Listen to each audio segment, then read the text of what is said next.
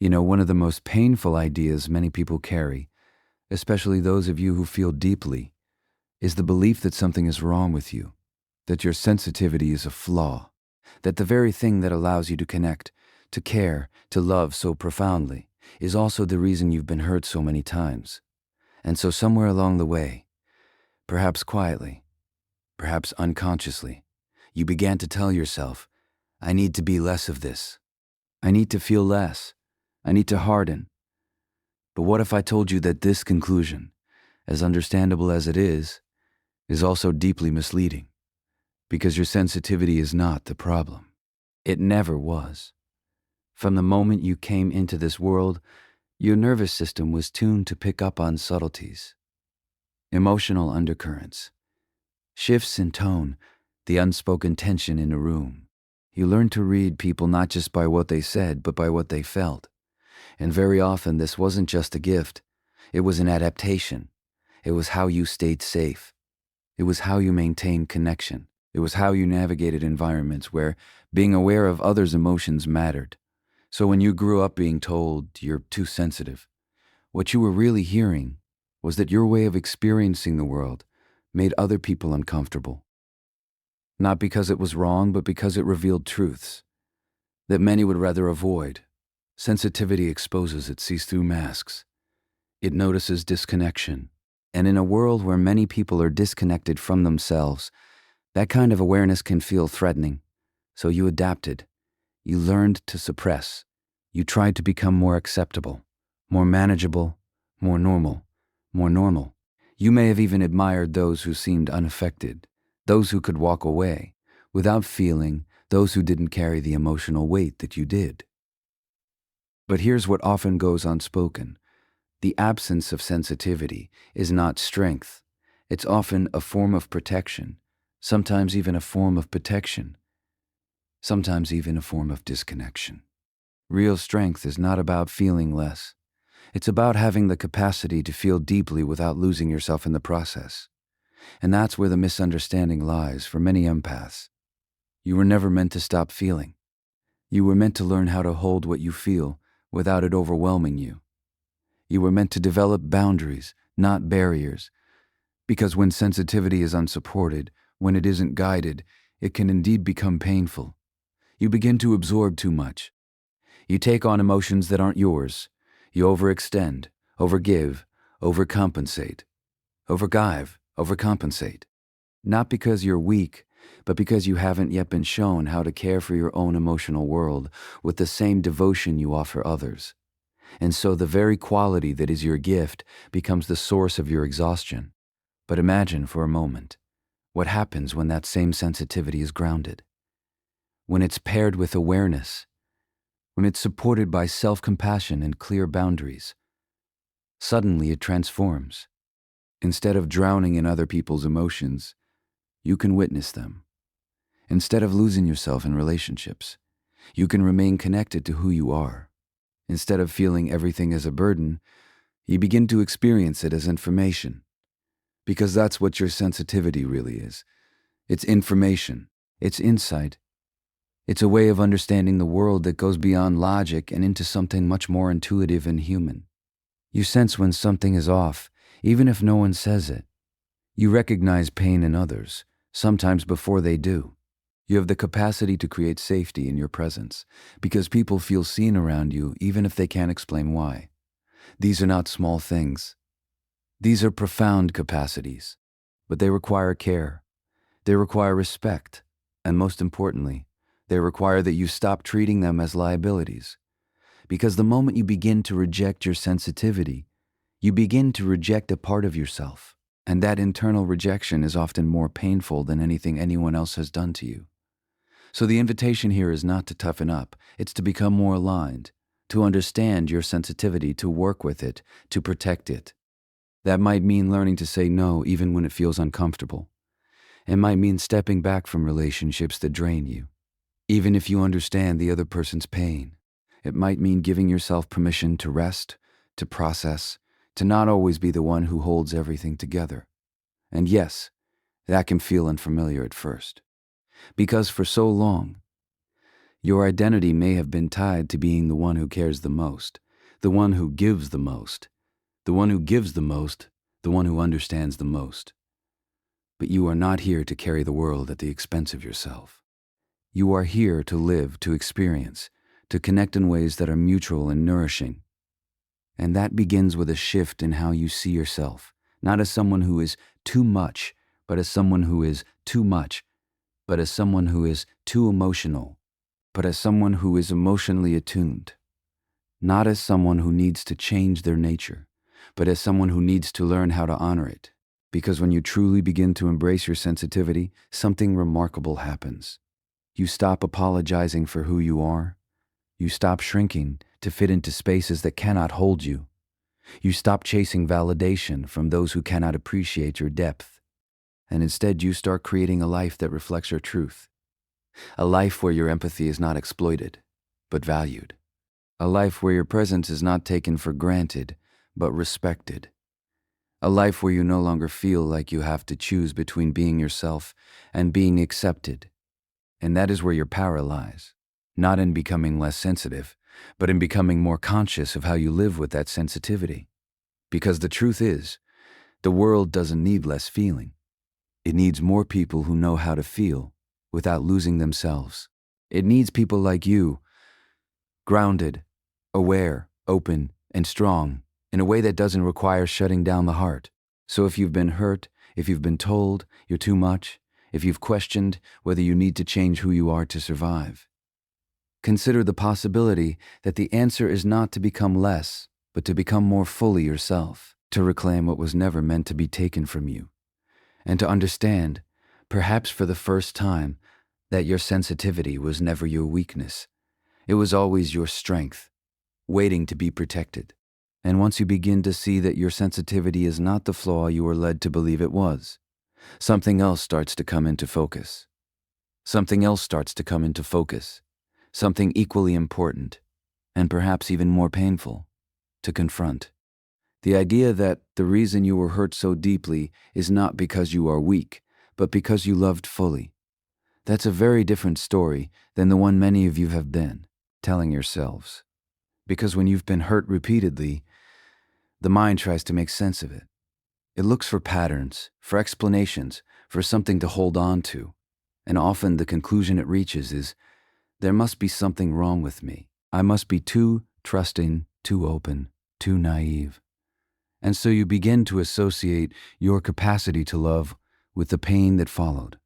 But let's slow that down for a moment. When you entered those relationships, when you opened your heart, when you gave your time and your energy, you weren't doing something foolish. You were doing something profoundly human. You were responding from a place of authenticity. You were engaging with life in a way that is, in fact, very rare. You didn't hold back. You didn't calculate how much to give. You didn't measure your worth based on what you would receive in return. You simply showed up as you are, with sincerity. And that is not weakness. That is courage. But here's where it becomes complicated. Because when that kind of openness meets someone who is unable or unwilling to meet you at that level, the result is often pain. Not because of your love, but because of the mismatch, because of the lack of reciprocity, because of the disconnection on the other side. And yet, instead of recognizing that mismatch, many of you turned inward and made it about your own inadequacy. If I had been less emotional, maybe they wouldn't have left. If I had been stronger, maybe I wouldn't feel this hurt. If I didn't care so much, this wouldn't have happened. But do you hear what's happening there? You're blaming your capacity to love for someone else's inability to receive it. And that's a heavy burden to carry. Because over time, that belief begins to shape how you show up in the world. You start to hold back. You become more guarded. You question your instincts. You doubt your own heart. And slowly, almost imperceptibly, you begin to disconnect from the very part of yourself that once felt so alive. Not because it was wrong, but because it was wounded.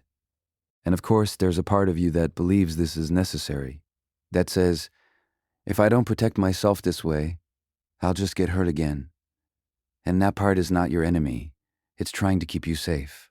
It's responding to real experiences, to real pain. But the question is, at what cost? Because when protection turns into disconnection, when guarding your heart turns into closing it, you may avoid some pain, but you also limit your capacity for joy, for connection, for meaning. So the work here is not to stop loving. It's to understand how you love and where that love is being placed. Because loving fully does not mean loving blindly. It doesn't mean ignoring red flags. It doesn't mean overextending yourself in the hope that someone will eventually meet you where you are. It doesn't mean abandoning your own needs in order to maintain a connection. That's not love. That's self-abandonment. Real love includes you. It includes your boundaries, your limits, your needs, your sense of self. It asks not just, how can I give? But also, is this being received in a way that is healthy, mutual, and respectful? And for many empaths, that second question is the one that was never fully learned. Because somewhere along the way, you may have learned that your role was to give, to care, to understand, often without expecting much in return. Perhaps that was modeled for you. Perhaps it was necessary in your early environment.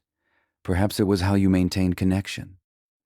But what worked then does not always serve you now. Because as an adult, you have the capacity to choose differently, to notice when a relationship is one-sided, to recognize when your giving is not being met with care, to step back even when it feels uncomfortable, and that's where the shift begins. Not in loving less, but in loving with awareness, and allowing your heart to remain open, while also staying connected to yourself. In giving, but not at the expense of your own well-being. In caring, but not carrying what isn't yours. And yes, that requires practice. It requires patience. It requires unlearning patterns that may have been with you for a long time. But it also requires compassion for yourself. Because you didn't end up here by accident. You learned to love the way you did for a reason. It made sense in the context of your life. It helped you survive, connect, belong. So there's nothing here to judge, only something to understand and to gently reshape. And as you begin to do that, something important happens. The pain you once carried as evidence of your weakness begins to transform. It becomes something else. It becomes insight. It becomes clarity. It becomes a deeper understanding of yourself and of others. You start to see not just that you were hurt, but why. You begin to recognize patterns, not to blame yourself, but to empower yourself. You start to notice the difference between connection and attachment, between empathy and enmeshment, between love and loss of self. And from that place, your capacity to love doesn't diminish. It evolves. It becomes more grounded, more conscious, more aligned. You still feel deeply. You still care. You still connect. But you no longer disappear in the process. And that changes everything. Because now, your love is not just something you give away. It's something you stand in. It's something that includes you, protects you, and honors you. And perhaps most importantly, you begin to let go of the idea that your pain was a sign of failure. Because it wasn't. It was a reflection of how fully you showed up. And that is something to respect. Not regret. So if you've been hurt, if you've loved and lost, if you've given more than you received, don't rush to close your heart. Take the time to understand it, to reconnect with it, to learn how to hold it with care. Because the goal is not to become someone who feels less. The goal is to become someone who can love deeply without losing themselves in the process. And when you reach that place, you begin to see your past not as a series of mistakes, but as a path that led you back to yourself. A self that is still capable of love, but now also capable of discernment. And that is where your true strength lies. Not in avoiding pain, but in understanding that your willingness to love was never the problem. It was the proof of who you are. And as you begin to understand that your sensitivity is not a flaw, and that your capacity to love was never the reason you were hurt, another layer reveals itself, one that is often much harder to see, because it has been normalized for so long. The confusion between compassion and self-sacrifice. For many empaths, caring for others doesn't feel like a choice. It feels like a responsibility. Almost like an internal obligation that says, if someone is in pain, I must do something about it. And not just in small ways, but in deep, consuming ways. You don't just listen, you absorb. You don't just support, you carry. You don't just care, you give, and give, and give often, until there is very little left of you.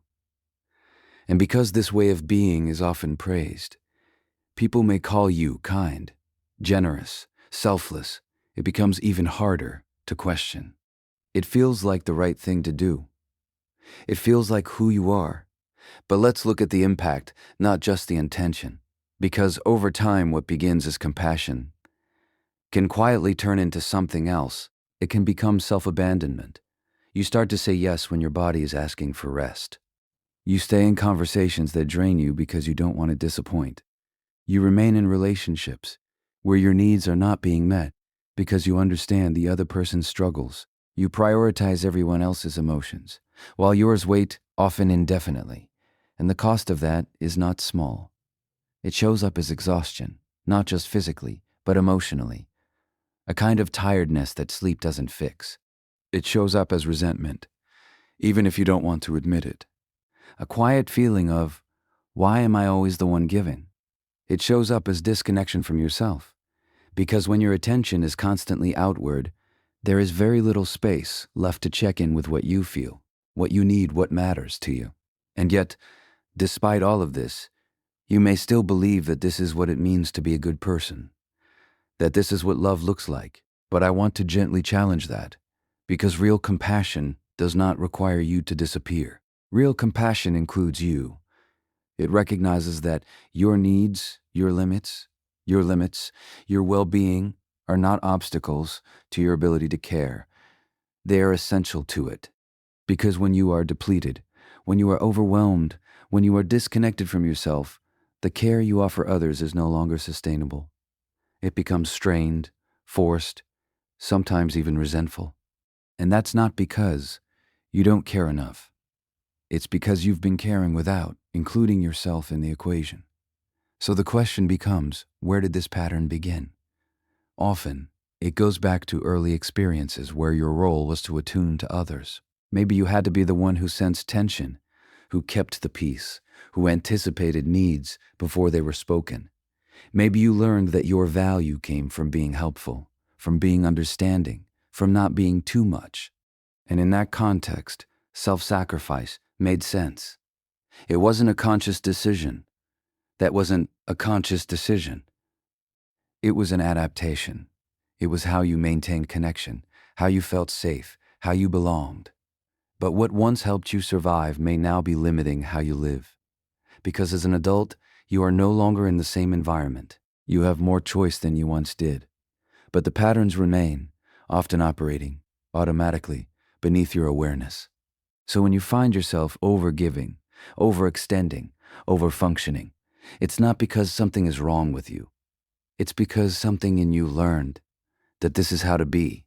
And that understanding is important because it shifts the conversation from judgment to curiosity. Instead of asking, why do I keep doing this?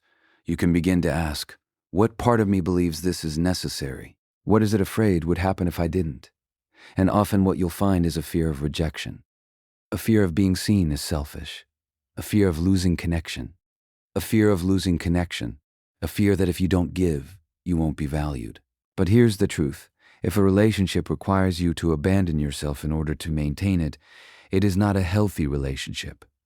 And that can be difficult to accept, especially when you care deeply about the other person, because you can see their pain. You can understand their behavior. You can empathize with their struggles. But understanding someone does not mean you are responsible for them. This is where compassion needs to be redefined. Compassion is not about taking on someone else's pain as your own. It's about being present with it without losing yourself in the process. It's about offering support without sacrificing your well-being. It's about recognizing where you end and the other person begins. And that requires boundaries. Now, for many empaths, boundaries can feel uncomfortable, even unnatural. They may feel like rejection, like disconnection, like something harsh or unkind. But boundaries are not about pushing people away. They're about creating clarity. They communicate what is okay and what is not. They protect your energy, your time, your emotional space. They allow you to remain in connection with others without losing connection with yourself. And yes, when you start to set them, some people may not respond well, especially those who have benefited from your lack of boundaries. They may resist, they may question, they may even pull away, and that can be painful, but it's also revealing because it shows you which relationships are based on mutual respect and which ones are based on what you provide. And that awareness, while difficult, is also freeing because it gives you the opportunity to choose differently, to invest your energy in connections that are reciprocal, that are nourishing, that honor who you are, not just what you give. And as you begin to practice this, something shifts. You start to feel less drained, less overwhelmed, more grounded, more present, not just for others, but for yourself. For yourself. You begin to experience a different kind of compassion, one that is sustainable, one that is balanced, one that doesn't require you to sacrifice your own well-being. And perhaps most importantly, you begin to rebuild your relationship with yourself. You start to listen to your own needs, to respect your own limits, to value your own experience. And from that place, your capacity to care doesn't diminish, it deepens. Because now, it's no longer coming from a place of obligation or fear. It's coming from a place of choice, and that makes all the difference. So if you recognize yourself in this pattern of overgiving, of self-sacrifice, of putting others before yourself again and again, I want you to know this. There is nothing wrong with your desire to care, but there is something important about how you care. Because you are not here to disappear in the service of others.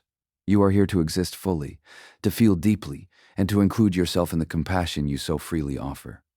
And when you begin to do that, you don't become less kind, you become whole. And as you begin to shift out of that pattern of overgiving, of confusing compassion with self-sacrifice, another truth begins to surface, one that can feel both empowering and, at the same time, deeply uncomfortable. The realization that not everyone deserves access to you. Now that may sound harsh at first, especially if you're someone who naturally sees the good in people, who understands their pain, who instinctively looks beyond behavior to the wound beneath it. For you, it's rarely about judging others. It's about understanding them. And because of that, you may have developed a habit of allowing people into your space, emotionally, mentally, even physically, without always asking whether that access is actually healthy for you. You might think, well, they've been through a lot, or they don't mean it, or if I just give them a little more time, a little more patience, they'll change. And again, this comes from a sincere place. It comes from empathy. It comes from your ability to see complexity where others might only see behavior. But here's where something essential needs to be understood. Understanding someone does not obligate you to tolerate what harms you. That distinction is crucial, because without it, empathy becomes a doorway through which others can enter your life without limitation.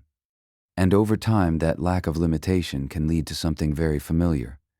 Feeling drained, feeling disrespected, feeling unseen, even while you are doing everything you can to see and support the other person.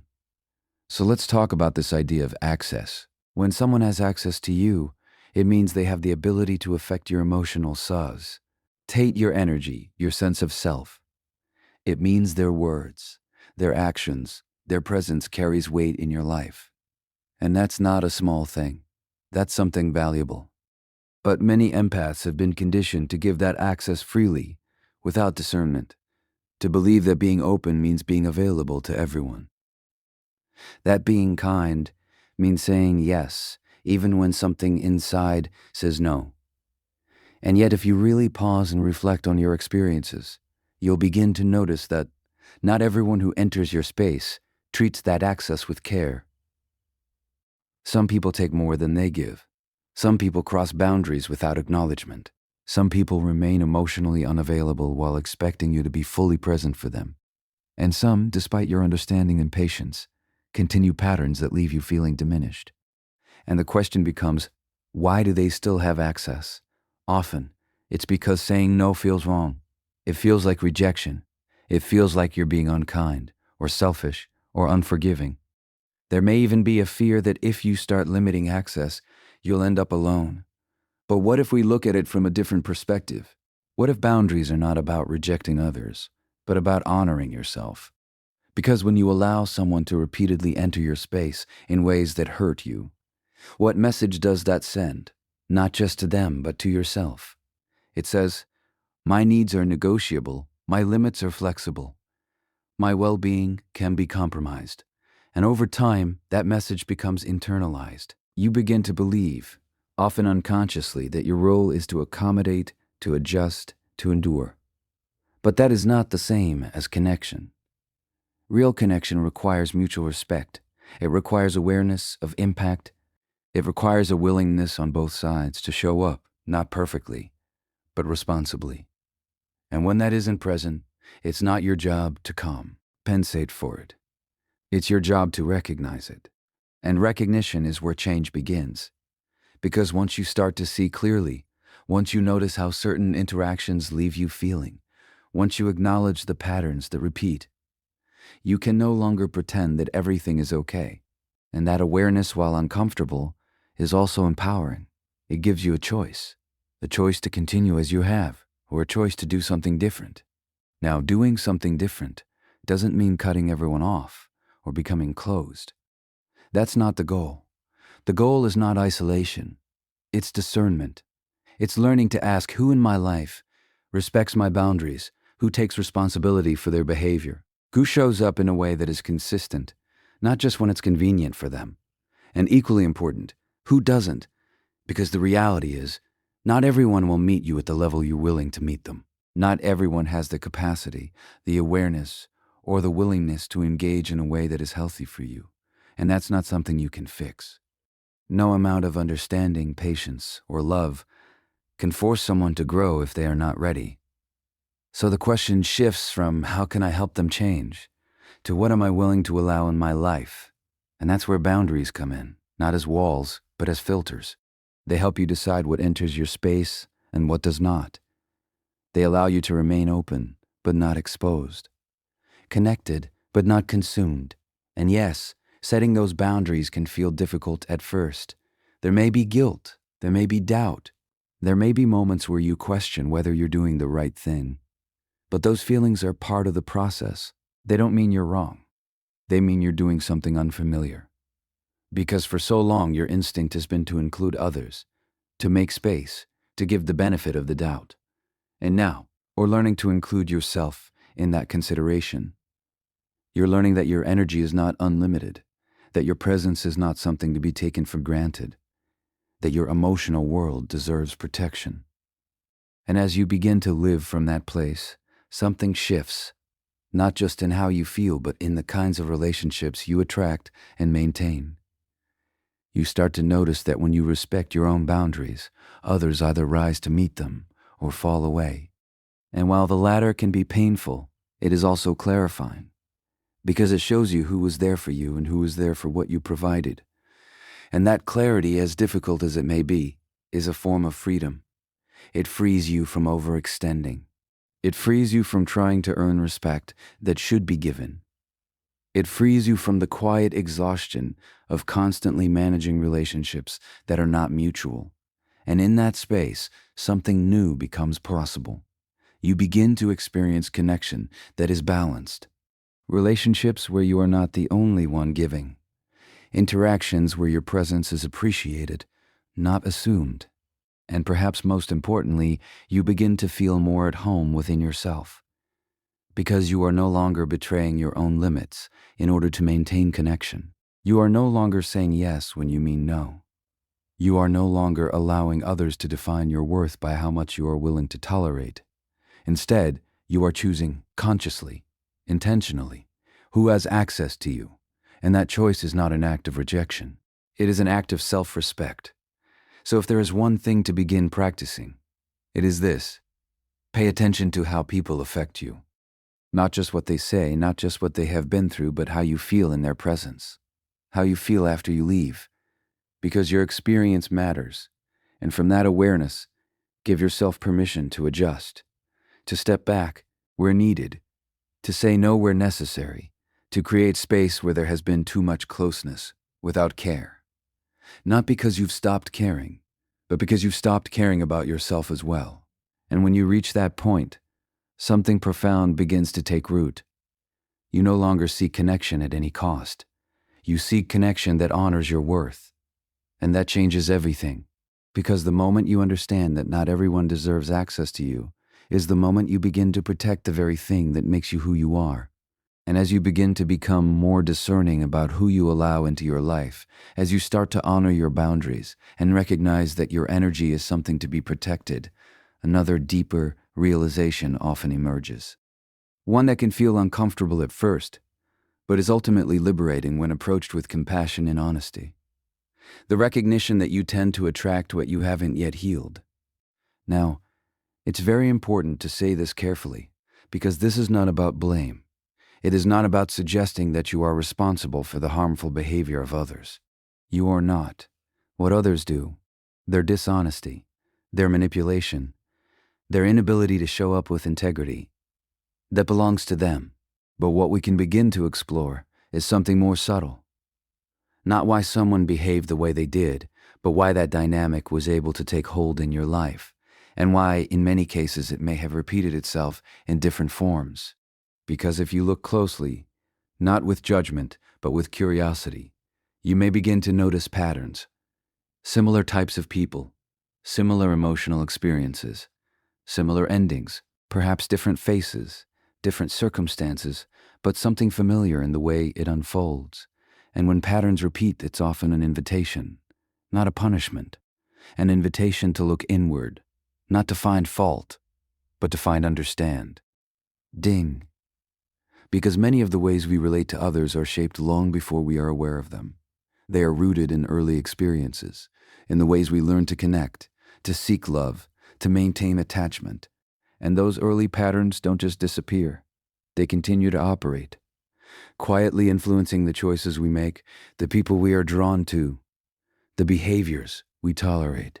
For example, if you learned early on that love required you to be attentive to others' needs while setting your own aside, you may find yourself naturally drawn to people who need a lot from you.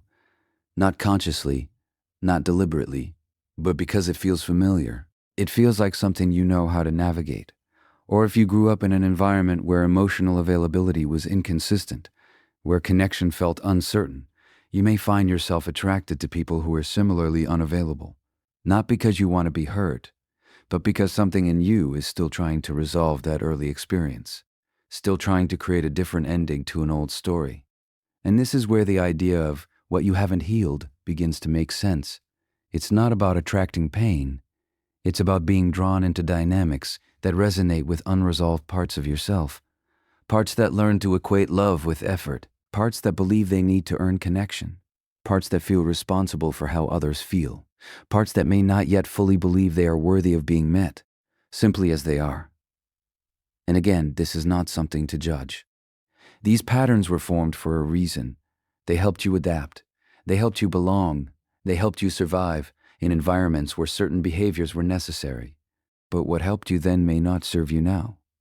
Because as long as these patterns remain unexamined, they tend to repeat. Not because you are choosing them consciously, but because they are familiar. And then, the C-E nervous system is drawn to what is familiar, even if it is painful. So the work here is not to blame yourself for what has happened. It's to begin to notice, to become aware of the patterns, the tendencies, the automatic responses, to ask yourself, gently and honestly, what am I drawn to? What feels familiar to me? And how does that familiarity affect me? And as you begin to ask those questions, something important starts to shift. You move from being caught in the pattern to observing it. And that observation creates space. Space to choose differently. Because once you recognize that a certain dynamic leads to pain, you are no longer entirely at its mercy. You may still feel the pull that doesn't disappear overnight, but you also have awareness. And awareness gives you the ability to pause, to reflect, to decide whether you want to continue down that path. This is where healing begins. Not in perfection, not in never making the same mistake again, but in increasing your capacity to see clearly and to respond consciously. It may look like noticing early signs that you would have ignored before. It may look like questioning your instinct to overgive. It may look like stepping back from someone even when there is a strong emotional pull, because you recognize that the pattern is familiar in a way that has hurt you before. And yes, that can feel uncomfortable, because you are going against something that once felt natural. You are choosing the unfamiliar over the familiar, and that requires courage. But it also leads to something different, because when you begin to heal those underlying patterns, when you start to reconnect with your own worth, when you learn to meet your own needs, when you stop seeking validation through overgiving, you naturally begin to attract different kinds of relationships. Not because you are trying to, but because your internal landscape has changed. You are no longer drawn to the same dynamics, because they no longer resonate in the same way. What once felt familiar may now feel draining. What once felt exciting may now feel unstable. And what once felt out of reach, mutual, grounded, respectful connection begins to feel possible. And this is not about becoming perfect or having everything figured out. It's about becoming more aligned with yourself. It's about recognizing that your external experiences often reflect something internal, not in a blaming way, but in a revealing way. Because when you understand that, you begin to reclaim your agency. You are no longer just reacting to what happens to you. You are participating, consciously, in how you engage with the world. You begin to choose relationships that align with your values. You begin to notice when something doesn't feel right, and instead of dismissing it, you pay attention. You begin to trust your own experience, your own intuition, your own sense of what is healthy for you. And that trust is a powerful thing, because for many empaths, trust has often been placed outward, on others' needs, others' emotions, others' expectations. And now you are learning to bring that trust back inward, to trust that what you feel matters, to trust that your needs are valid, to trust that you don't have to repeat the same patterns in order to be loved. And as that trust grows, something else begins to shift. You no longer feel compelled to fix, to rescue, to prove your worth through what you give. You begin to understand that your worth is not something you earn. It is something you recognize. And from that recognition, your choices change. Your boundaries become clearer. Your relationships become more balanced. Your sense of self becomes more stable. And slowly, the patterns that once defined your experience begin to lose their hold. Not because you forced them away, but because you outgrew them. Because you turned toward yourself with honesty, with compassion, with a willingness to see what needed to be seen. And that is the essence of healing. Not becoming someone else, but becoming more fully yourself, without the weight of patterns that no longer serve you. So if you find yourself looking back at your experiences and noticing repetition, don't rush to shame or regret. See it as information. See it as an opportunity to understand something deeper about yourself. And from that understanding, begin to choose differently, not perfectly, but consciously.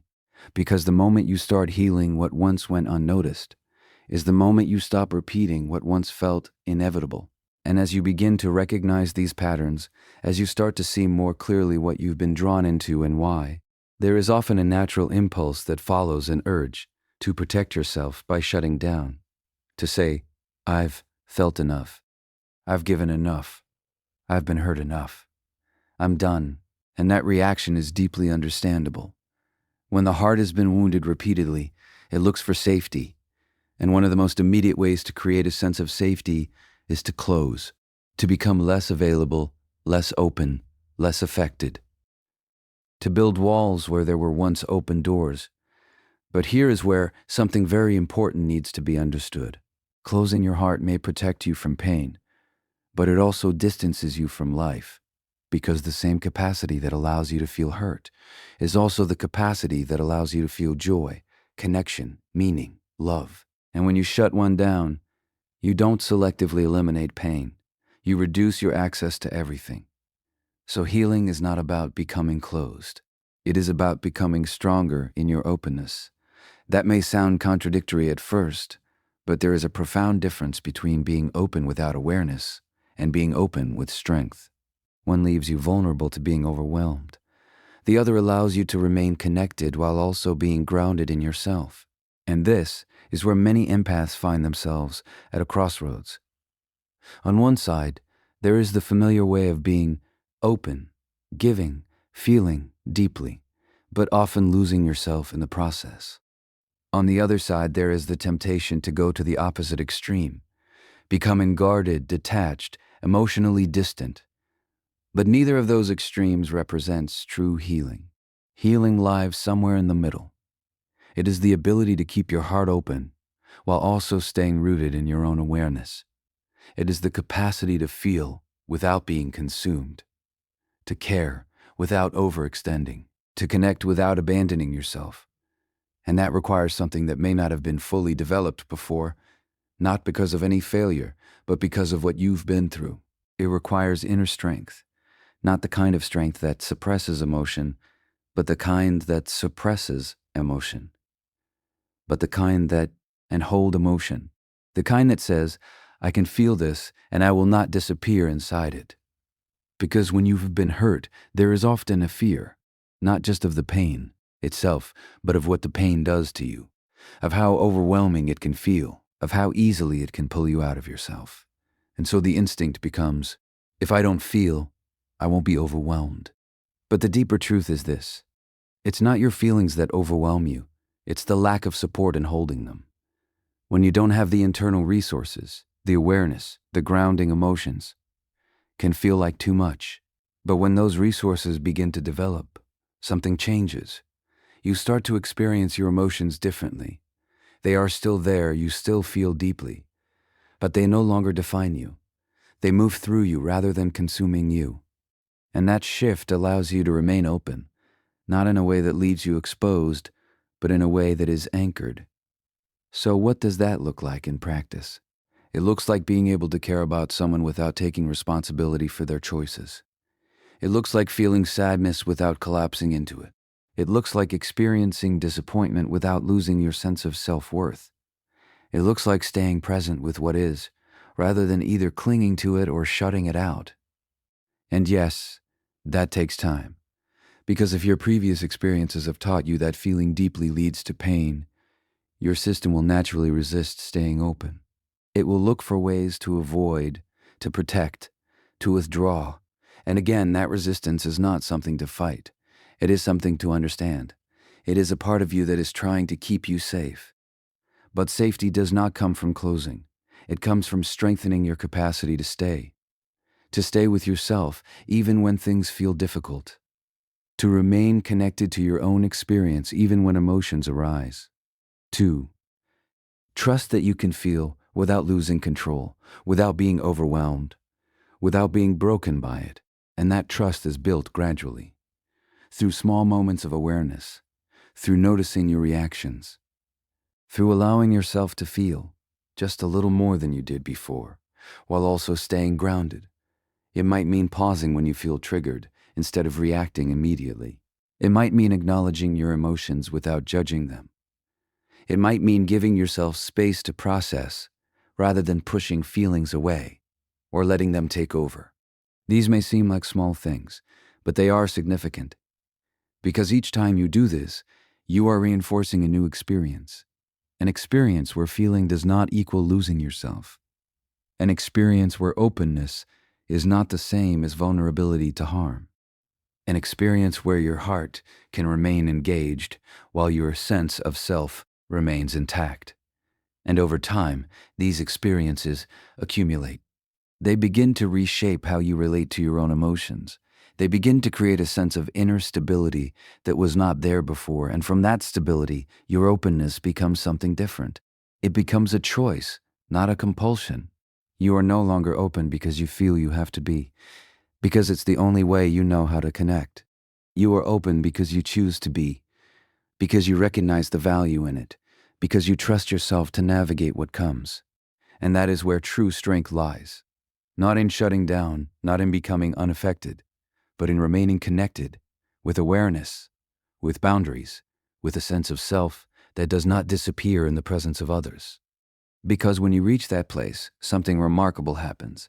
You no longer fear your own depth. You no longer see your emotions as something dangerous or overwhelming. You begin to experience them as part of your living.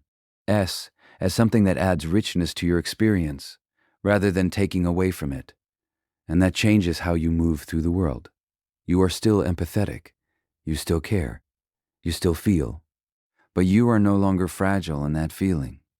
You are grounded in it. And that grounding allows you to engage with life in a way that is both open and resilient. To love without losing yourself. To care without being consumed. To feel without being overwhelmed. And perhaps most importantly, to remain connected to others, to the world and to yourself, without needing to shut down in order to stay safe. So if there is a part of you that wants to close, that wants to retreat, that wants to protect itself by becoming less open, meet that part with understanding. But don't let it define your path. Because the goal is not to harden your heart. The goal is to strengthen it, to give it the support, the awareness, the grounding it needs to remain open in a way that is sustainable, in a way that is safe, in a way that allows you to experience life fully. Because your openness is not the problem. It simply needs a foundation. And when that foundation is there, your heart no longer becomes a place of vulnerability. It becomes a place of strength. And as all of these pieces begin to come together, your understanding of your sensitivity, your relationship to love, your ability to set boundaries, your awareness of patterns, your capacity to remain open without losing yourself, something very important starts to shift within you. You begin to realize that you were never meant to live in a constant state of emotional exhaustion. You were never meant to be the one who carries everything. And yet, for a long time, that may have felt like your role. The one who listens, who understands, who absorbs, who gives, the one people turn to in their pain, but who often has nowhere to place their own. The one who holds space for others while quietly feeling depleted inside. And at some point, perhaps you began to accept that as your reality. This is just who I am. I guess I'm the strong one. I can handle it. But if you're honest, really honest, there is a part of you that has been tired. Not just physically, but deeply emotionally tired. Tired of always being the one who shows up. Tired of being overlooked. Tired of giving more than you receive. Tired of feeling like your worth is tied to how much you can endure. And that tiredness is not a weakness. It's a signal, it's your system, telling you that something needs to change. Because you are not here to be drained. You are here to thrive. Now, that word, thrive, can feel distant, almost unrealistic, especially if you've spent years just trying to get through, just trying to manage, just trying to keep things together. Thriving may feel like something other people experience, not you, but let's bring it closer. Thriving does not mean a perfect life. It does not mean the absence of challenges or pain. It means something much more grounded. It means living in a way where your energy is not constantly depleted, where your relationships are not one-sided, where your sense of self is not dependent on others' approval or needs, where you feel a sense of alignment between how you live and who you are. And for an empath, this is not about becoming someone else. It's about finally including yourself in your own life. Because for so long, your attention has been outward, focused on others, on their emotions, their needs, their struggles. And while that has allowed you to connect deeply, it has also at times pulled you away from yourself. So thriving begins with a simple but profound shift, turning some of that attention inward, not in a selfish way, but in a necessary way. It means asking yourself, perhaps for the first time in a long time, what do I need? Not what others expect, not what others feel, but what you, yourself, truly need. And then, allowing that question to matter, because one of the deepest wounds many empaths carry is the belief that their needs are secondary, that they come after everyone else, that they are optional. But your needs are not optional. They are essential. They are part of what makes you human. And when they are consistently ignored, something in you begins to diminish. Not all at once, but gradually. A kind of quiet disconnection from your own vitality. So reclaiming your ability to thrive means beginning to listen to those needs again. It might be rest when you're used to pushing G through. It might be space when you're used to always being available. It might be honesty when you're used to staying silent to keep the peace. It might be saying no when yes has become automatic. These are not small shifts. They are acts of self-respect. And at first they may feel unfamiliar, even uncomfortable, because they go against patterns that have been in place for a long time. Patterns that once helped you belong, to connect, to feel needed. But now, they are being reevaluated. Not because they were wrong, but because they are no longer sustainable. And as you begin to make these changes, something else happens. You start to experience a different kind of energy. Not the energy that comes from adrenaline, from pushing yourself, from overextending, but a more grounded, steady energy. One that comes from being aligned with yourself. You begin to feel less resentful because you are no longer giving beyond your capacity. You begin to feel more present because you are not constantly depleted. You begin to feel more connected because your relationships are no longer built on imbalance. And perhaps most importantly, you begin to feel more like yourself, not the version of you that was shaped by others' expectations, not the version of you that learned to survive by overgiving, but the version of you that exists underneath all of that, the one who feels deeply, yes, but also lives fully. Yes. And from that place, your empathy becomes something different. It is no longer a burden. It becomes a strength that is grounded, that is balanced, that is sustainable. You still care, but you no longer carry what isn't yours. You still give, but not at the cost of your own well-being. You still connect, but with people who meet you, not just receive from you. And that is where thriving begins to take shape. Not as something distant or idealized, but as something real, something lived. It shows up in the choices you make each day, in the way you respond to yourself, in the boundaries you set, in the relationships you nurture, and the ones you release. And yes, there may still be moments of doubt. Moments where old patterns resurface. Moments where you feel the pull to go back to what is familiar. But now you have awareness. Now you have a different understanding. And that allows you to pause, to reflect, to choose again. Because thriving is not a destination you reach once and stay in forever. It is a way of relating to yourself and to the world that you practice again and again. It is the ongoing decision to include yourself in your own care, to honor your own experience, to live in a way that reflects your worth, not just in how you treat others, but in how you treat yourself. And when you begin to live this way, something shifts at a deeper level. You no longer feel like you have to prove your value. You no longer feel like you have to earn love through sacrifice. You begin to understand, not just intellectually but emotionally, that you are already worthy of care, worthy of respect, worthy of respect, worthy of relationships that nourish, not deplete. And from that understanding, your life begins to change. Not all at once, not perfectly, but meaningfully. Because you are no longer living in a way that drains you. You are living in a way that sustains you. And that is what you were always meant for. Not to be the one who carries everything, but the one who lives, who feels, who connects, without losing themselves in the process. So if there is one thing to take with you, let it be this. You are not here to be exhausted by your empathy. You are here to be empowered by it.